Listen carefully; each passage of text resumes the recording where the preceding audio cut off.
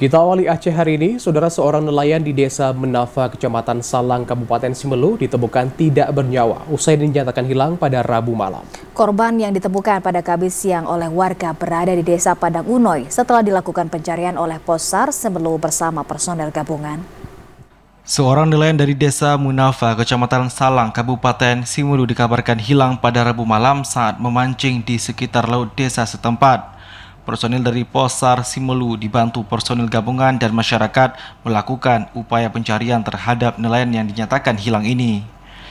Kantor Pos Simelu yang menerima laporan adanya nelayan yang hilang saat memancing menurunkan personil ke lokasi untuk melakukan pencarian korban. Upaya pencarian yang dilakukan pada Kamis bersama warga menemukan kondisi nelayan telah meninggal dunia berjarak 3 km dari lokasi dinyatakan hilang. Korban yang bernama Hasnal Amin berusia 50 tahun ditemukan pada Kamis siang dalam kondisi sudah tidak bernyawa. Korban kemudian diserahkan kepada pihak keluarga untuk dikebumikan. Dari Simelu, Al-Hasab TVRI Aceh melaporkan.